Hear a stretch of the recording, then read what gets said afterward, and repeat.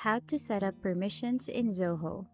So hello there guys. First off, we need to open our browser and sign into our Zoho ZRM. So once you're here in the homepage section, go to the upper right hand corner and click on the setup icon.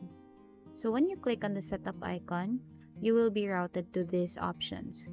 So go to users and control, and under it, click on security control.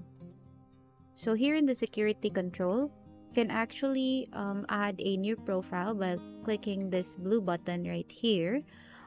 Or, so you just need to input your profile name, clone profile, and the profile description as well.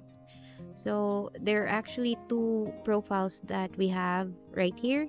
So say for example, we want to change or customize the standard. So if you want to disable something, you can simply click on this one, and if you see it grayed out, it means it's been disabled. But if you want it enabled, then leave it as is.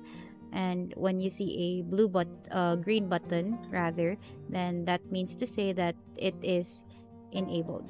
So if you want to also change like different kinds of permission, like the setup permission, extension permission, then you can actually simply scroll down.